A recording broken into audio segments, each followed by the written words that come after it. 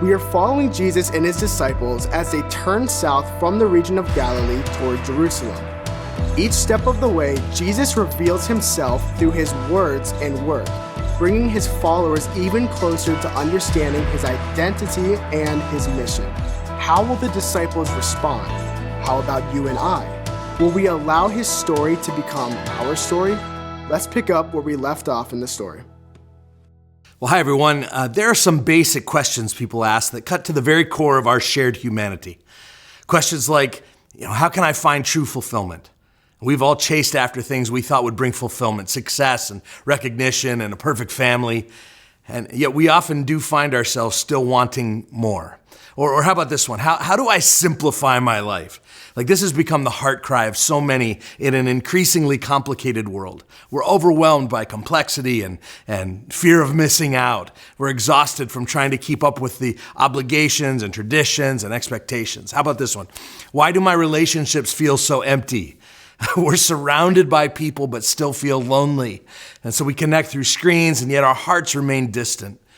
Many people are experiencing strained or shallow relationships, feeling isolated even in a crowded world. We crave deeper, more meaningful connections. And so, what's the answer to these questions? Is there something that can cut through all of the confusion? Well, in our text today, Jesus provides a succinct summary statement that brings a sharp focus to our complicated lives. I believe Jesus paints a clear picture of the life we all need. Now, that sounds great, and some of you can already feel a weight lifting off your shoulders as you consider that your life of endless striving can be replaced with a life of focus instead of frenzy. It's the life we all long for. It's the life we all need. And so in today's passage in Mark chapter 12, Jesus offers what's called the Great Commandment. So as you find your way to Mark 12, let me make a plea with you, especially those of you who are Christians. Can we beware of the numbness of familiarity that comes with a passage like this? Now, what do I mean by numbness of familiarity? Well, many years ago, I went to meet with a family we were doing a project for in downtown Erie. We're still quite close with that family to this day, some 25 years later. But the front door of their house at the time was about 10 feet from the train tracks. And I was making my first visit to their house, sitting there talking to the two matriarchs of the home about an upcoming project, when it sounded like a nuclear rocket was being dropped on the house. The noise was deafening. I thought we were all going to die, and it was a train. And when I pulled myself together, I finally said, "How on earth do you deal with that?" Do you know what they said to me? Deal with what? They didn't even hear it anymore. That's the numbness of familiarity. You've heard something so many times that you don't even hear it anymore. And that's what I want to guard against in our passage today. You've heard this one so many times that maybe you won't hear it anymore. I pray that you do. So in our story, we have a lawyer who comes up to Jesus and he asks him, what is the greatest commandment? His question is relevant because of what he knows due to his profession. He's a lawyer. And so he knows that in any complex legal system, there's a hierarchy of laws. And when two laws conflict, one of them has to take precedent over the other. Jesus raised this as his own example in one of the other gospel accounts. He said, on the one hand, there's a law that says that you're not supposed to work on the seventh day. And on the other hand, there's another law that says that you're supposed to circumcise your male child on the eighth day after his birth. And Jesus says, well, what if the eighth day falls on the seventh day? What if circumcision day falls on the Sabbath day? Does the priest do his work, thus obeying the Sabbath law, or does he wait and break the circumcision law? Which one wins? See, in any complex system of laws, this question is asked, and eventually it's going to lead to the ultimate question. What is the most important one of all? What's the one at the top of the pyramid? Now remember, in those days, the religious leaders were overachievers. They had come up with 613 of their own add-on laws to the commandments in the Bible. And so behind this question is this idea of, kind of what is the minimum requirement for entering into heaven, for getting into heaven? Surely not all 613 laws are exactly equal in importance. Surely there are a couple of basics that we really have to obey. And so they're saying to Jesus, help us. We have to obey the law in order to get God's love and acceptance. We know that to be true, but help us to know which ones get us there fastest. And Jesus' answer is quite straightforward. Look at Mark chapter 12, starting in verse 28. It says, and one of the scribes came up and heard them disputing with one another, and seeing that he answered them well, he asked him, this Jesus, which commandment is the most important of all? And Jesus answered, the most important is, Hear, O Israel, the Lord our God, the Lord is one, and you shall love the Lord your God with all your heart, with all your soul, with all your mind, with all your strength. The second is this, you shall love your neighbor as yourself. There is no other commandment greater than these. Now look down at verse 34. It says, and after that, no one dared to ask him any more questions. So I said a couple of weeks ago, we're going to come back to that middle part in a minute. I said a couple of weeks ago that one of the clues to interpreting Jesus' teaching is to look at the response of the crowds after he says something. And so let's start with the last verse first and work our way backwards. Did you catch the response of the crowd? After that, no one dared to ask him any more questions. No one dared. They were terrified. What? They didn't go, oh, love God and neighbor. And they say, like so many people do today, isn't that sweet? How quaint. Love, love, love. It's all about love. I only believe in a God of love. No. This original crowd must have been hearing something Jesus was saying that's different than what we're hearing through our modern ears, because when he was done, they were shell-shocked. They were petrified. They weren't even mad. They were too scared to be mad. They didn't dare ask him any more questions, shaking in their boots. What the heck did they hear him say? When we see a reaction like that, we need to get curious. We need to investigate. How were they expecting him to answer that question? Well, Jesus starts out looking like he's going to just answer the question, but he actually subverts the very premise of the question through his answer. The crowd probably expected him to go back to the 10 commandments, choose one or two of them, and if he had, he would have been playing right into their hands. Which one or two will please God the most and give us a fast track to heaven? But instead of choosing a couple of the 10 commandments to highlight, Jesus chose two other Old Testament passages. And these passages get at why the commandments of God even exist in the first place. And what is the proper motivation for us wanting to even follow them? And so he first goes to Deuteronomy 6:5, which is love God with all your heart, soul, mind, strength. And then he goes to Leviticus 19:18, which says love your neighbor as yourself. And he chooses these two. And then he says, that's what the law is all about. He's not saying that these commandments are, more important than the other commandments. He's not saying, just be swept away by love and you can forget all the rules. He's also not saying, just do these two things and your ticket to heaven is punched. Instead, he takes us to two passages that are going to show that until we understand that everything in the law is about love and that love is only given definition by the law, then we'll never understand what God is really after through any of the commands. And so again, put your numbness of familiarity aside, because this is a deep, probing, fascinating passage that I can't wait to work through with you, because it turns out that it's a radical picture of the life we all need. Those questions I asked at the beginning, how can I find true fulfillment? How can I simplify my life? Why do my relationships feel empty? Those and many, many more are satisfied if we will understand and live out the implications of Jesus' great commandment in this text. So here's my big idea. The life we all need is consumed by God's love and contained by God's law. So the lawyer comes and asks Jesus a law question, and Jesus gives him a love answer. Jesus is tying these two concepts together in a way that helps us make sense of our lives, and it also makes sense of the Bible, the Old and New Testaments, and the commandments of God. You see, people often think that law and love are opposites. We see this politically, we see it theologically, we even see it relationally through different personalities. So there's a group of people who will say, all we just need to do is love.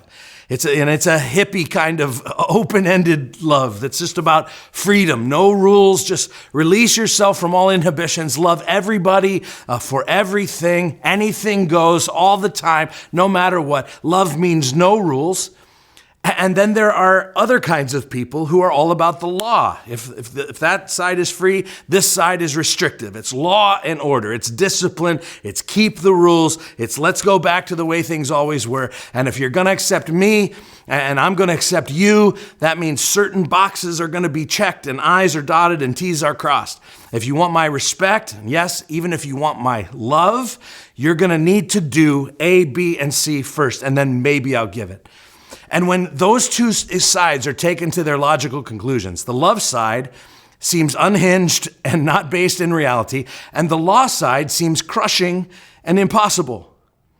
And Jesus comes along and he says, if you're just thinking minimum entrance requirements into heaven, then you're thinking too small. Because what I want to talk to you about is I want to talk about the life you all need. And that life requires both love and law. See, as usual, Jesus is upending what we think we know about the good life. And he's saying two things. He's saying, first of all, love defines what it means to live lawfully. Love is what God's law was always after. Even though sometimes it was put in negative form, it's all about love. Here's an example. Look at the commandment, thou shalt not commit adultery. Though it is stated in a negative, the point of that commandment then is to be an absolutely loving spouse. The point isn't thou shalt not have extramarital sex, but the law is calling you to be a completely loving spouse. And if the point of the law is love, then something like thou shalt not steal can only be fulfilled if you are radically and gladly generous to the people around you. Thou shalt not lie would mean that you're supposed to live a self-revealing, authentic life with the people around you in community, not manipulating your image, not doing spin control. And so you can't fulfill the law. Thou shalt not bear false witness simply by refraining from perjury. You can't fulfill the law, thou shalt not steal, simply by refraining from embezzlement. You can't fulfill the law, thou shalt not commit adultery, simply by refraining from extramarital affairs. What the law is pointing us to, God's point is love. A deep love for your spouse, a deep love for your neighbor, a deep love for your employer. And so Jesus is like, if you're a law guy, if everything is discipline and everything's by the book for you, and at the same time you're a harsh person, an angry person, a bitter person, an ungenerous person, an unapproachable person, like guys, you missed God's point. You don't even know what the law is. The law is after love. But secondly, not only does love define what it means to live lawfully, but the law defines what it means to live lovingly. See, the other extreme is people going around saying, love everything, love everybody, just do the loving thing. I hear that so often, just do the loving thing. I just want to go, so let me ask you, oh wise sage, how do you know what the loving thing is? Who gets to decide that? Are you deciding that? Am I deciding that? Based on what definition of love? Does love mean just letting someone do whatever they think is right in the moment? I mean, guys, I think we all have examples of doing something when we were 20 that we would look back on that we thought was so loving. And when you're 40, you go, oh, wow, that was utterly destructive. And there are things from, your 60-year-old self might have to say to your 40-year-old self and your 80-year-old self to your 60-year-old self. I mean, on the front lines with life coming at us like a freight train. It's not always so simple for us to come up with our own definition of what is the loving thing to do in this moment. That's why when our society says with such certainty that the way to love that confused child is just to let them do whatever their 11-year-old mind is telling them to do, is that love? Or that the way to love that drug addict on the street is by giving them clean needles and a tent to sleep in on the street. Is that love? And who's deciding? You see, to truly know what love requires, we need the parameters of God's instruction, not just our own unreliable feelings. We need the law of God to help us define what it means to live lovingly. So love keeps the law from being dead and lifeless, and the law keeps love from being a free-for-all. So God did not give us the law to be a killjoy, nor to give us busy work.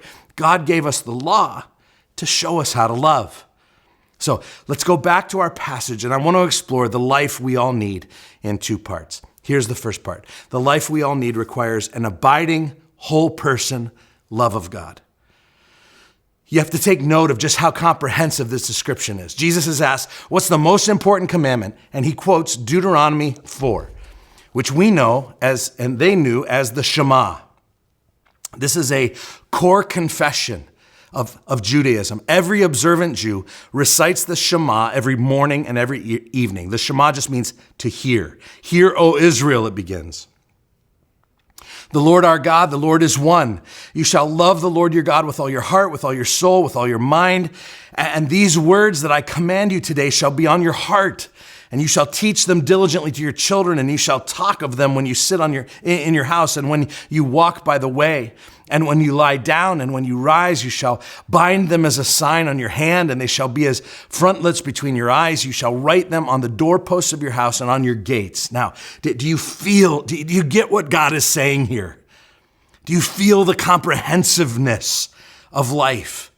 He says, sit in your house. When you sit in your house and when you walk by the way, this is your private life and your public life. Your living room in the evening watching Jeopardy, and when you go off to work or out to eat. Private and public. He says, when you lie down and when you rise. What is that? That's your entire life, waking and sleeping. He's leaving nothing out.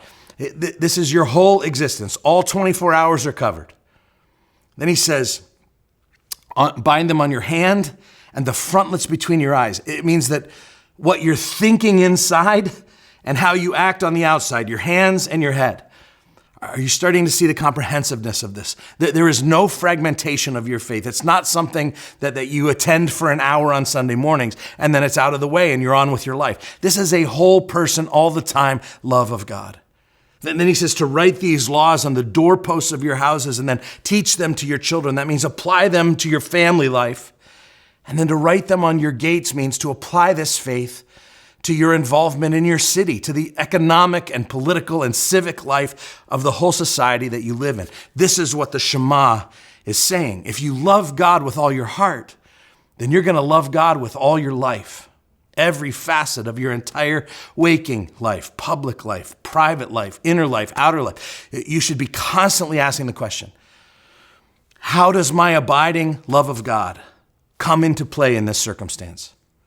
How does my abiding love of God affect this decision, inform how I think here, how I act here, how I live here, how I relate to this person, how I speak? Everything, every single aspect of your life is affected by the love of God. We need to be asking God, how do I love you in this situation? How do I love you with this person? How do I love you with my finances? How do I love you with my sexuality? How do I love you on social media? It just assumes this constant communion and communication with God. In our dream disciple role, that's called savvy follower, it's described this way. It says, I discern God's voice and I follow his lead at the right time in the right way. And the tools we build around this role are just to help you, that are meant to help you live this out day to day, are prayer tools. One for planned times of prayer with God and one for spontaneous times of prayer with God. See, because part of loving God with your whole life is an ongoing commitment to communicating, praying, and abiding in his presence. It also involves an ongoing engagement with the scriptures. See, in order to love God, you need to know God. And there's no better place to get to know God than in his word. But listen, this whole loving God with your whole life thing goes even beyond praying and beyond reading the Bible. God's love language, you see, is obedience. You know, there's a marriage book out there about the 5 love languages. Well, God's love language isn't in that book, but it's clear in his book, the Bible, that his love language is obedience. He responds when his kids obey. And so as you're living your life and as you're loving God and as you sense him saying to you, go talk to your neighbor. Take a meal to that friend at work. Say a quick prayer with your waitress before you leave lunch. Make disciples. Love your enemies. Feed the poor. These are not things to be pondered. These are not things to be meditated on or even memorized. These are things to be obeyed. Our love for God expresses itself in obedience to his instruction. You know, when my kids were little, when I would tell them something like, hey, time to go clean your room, they didn't come back ever, like 2 hours later, and say, hey, Dad, I memorized what you said. Well, that's not what I'm after. So I say, listen, son, your room is a mess. Go clean your room. They never came back once and said, hey, Dad, good news. I learned how to say clean your room in Greek. You want to hear it? I'd be like, no. He wouldn't say, hey, I invited a few of my friends over and we did a 5-week study of your command to clean my room. And we discussed, had a great discussion around what it would look like if we actually cleaned it. What would my response be? That's nice, but did you actually clean your room like I told you to? So Jesus is saying, listen, I didn't give you my commands to memorize them. I gave you my commands so that you would do them.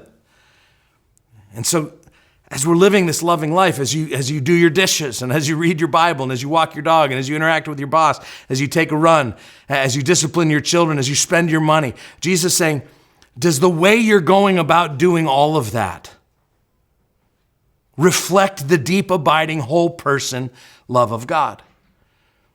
Does it reflect this God-centeredness that embraces all of life, including how you pass it on to the next generation?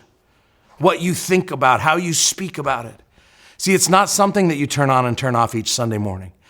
It's something that consumes your horizons. It's something that you delight to talk about with your family. And your children see that for you, it's genuine. It's not fake. You delight to think about these things because you remember how God himself has intervened to save you and your people.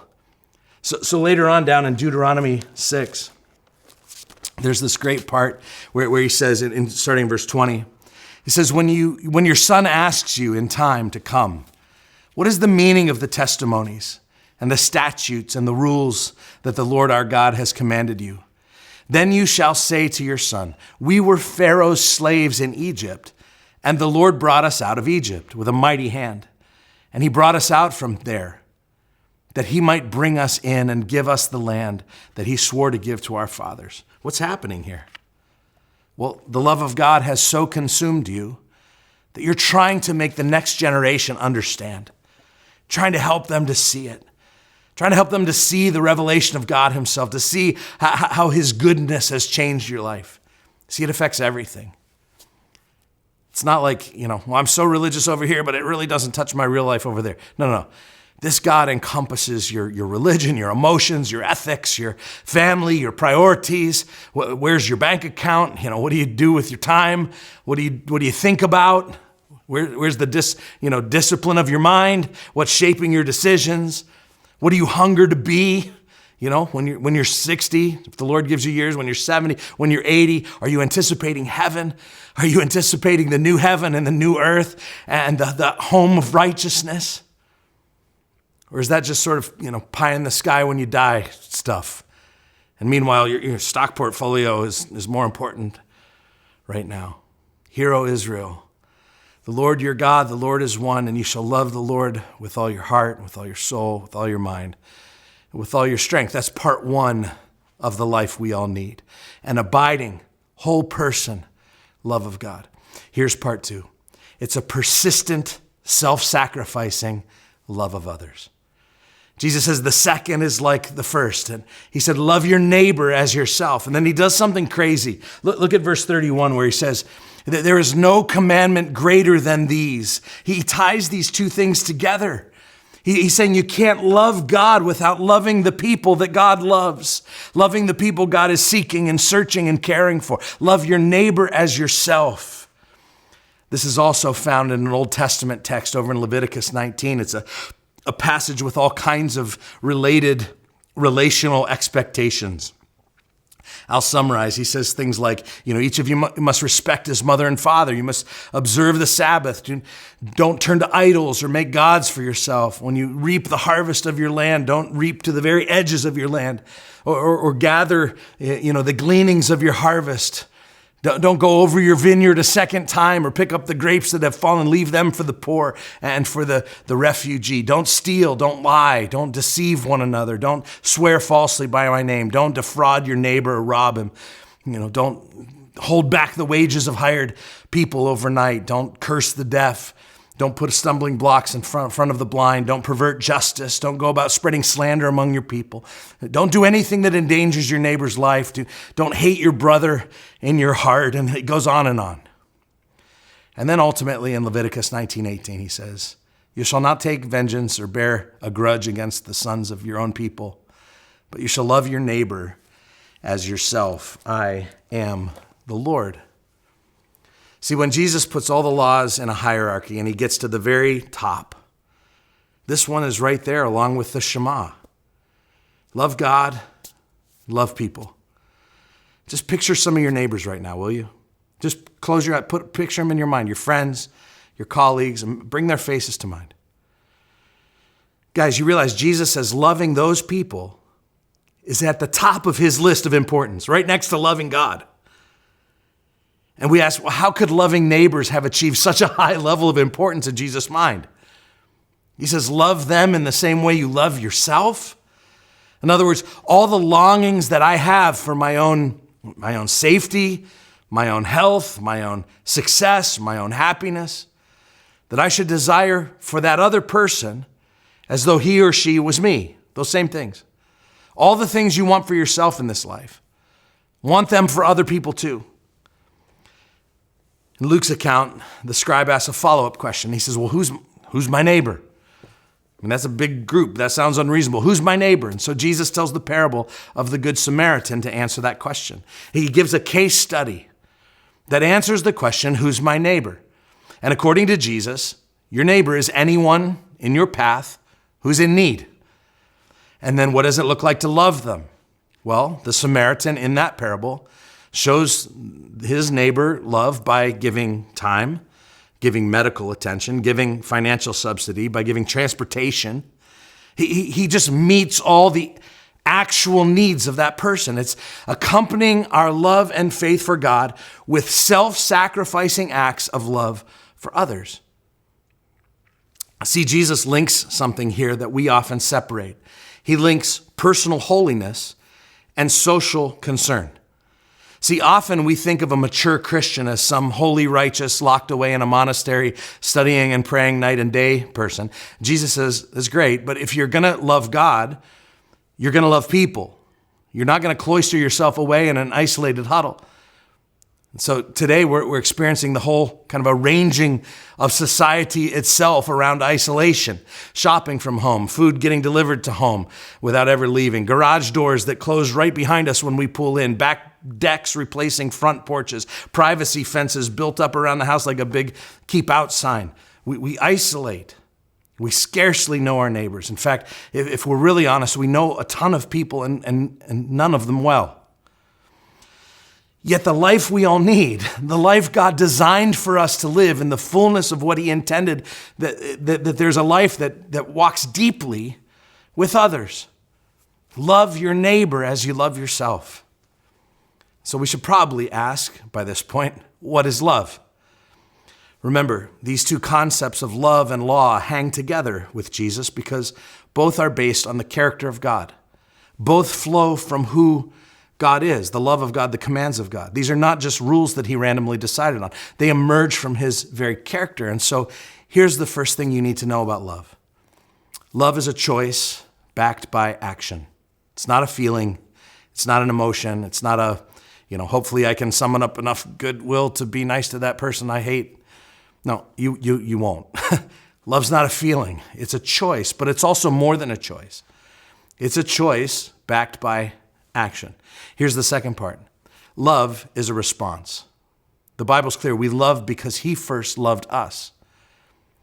It's interesting. The only disciple of Jesus who died of old age, all the rest of them were killed. His name was John, and John was sitting around writing letters at the end of his life. I imagine John looking forward into our time, churches like ours, wanting to make sure that we don't just walk out of church on a Sunday like today with some shallow slogan like love God and love people that has no substance. And so John's like, well, you don't get to define love. You're trying to define love by yourself? No, you don't get to define it. In Christianity, Christ gets to define stuff, you don't. And so he writes these great passages in 1 John. In fact, read the whole thing if you can. But 1 John 3:16, he says, by this we know love, that he laid down his life for us, and we ought to lay down our lives for the brothers. But if anyone has the world's goods and sees his brother in need, yet closes his heart against him, how does God's love abide in him. Little children, let us not love in word or talk, but in deed and in truth. If you go over to chapter 4, verse 19, he says, we love because he first loved us. If anyone says, I love God, and hates his brother, he's a liar. For he who does not love his brother whom he has seen cannot love God whom he has not seen. And this commandment we have from him: whoever loves God must also love his brother. See, love is a choice backed up by action, and love is a response to the love and grace of God. Now, back to the lawyer in our passage. Jesus explains, love God and love neighbor. And the guy says something very interesting. I want you to look at verse 32. He says, and the scribe said to him, you're right, teacher. You have truly said that he is one, that there's no other besides him, and to love him with all the heart and with all the understanding and with all the strength, and to love one's neighbor as oneself. It's much more, listen to this part, this is much more than all whole burnt offerings and sacrifices.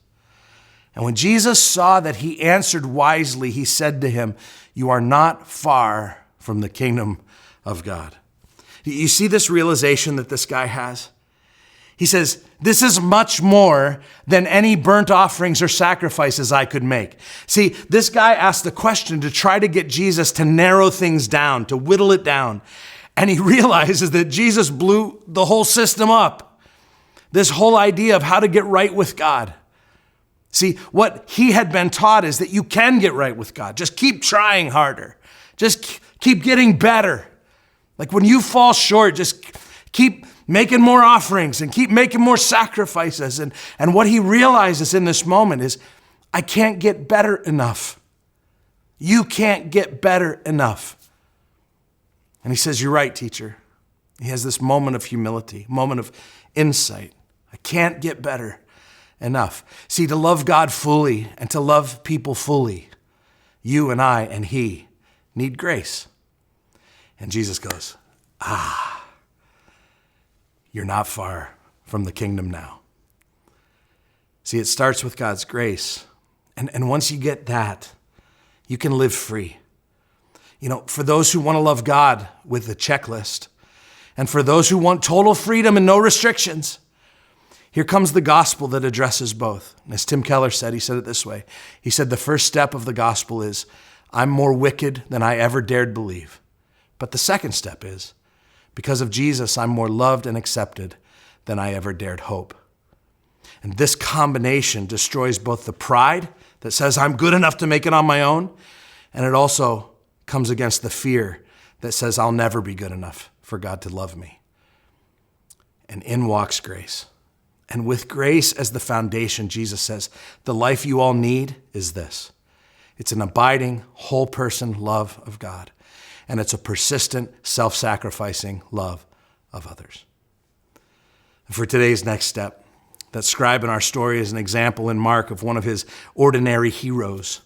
And in light of that, I would love for you to ponder the question that's attached to that theme in the Gospel of Mark as it relates to loving God and loving people. What is my next small step of obedience today? I love you guys.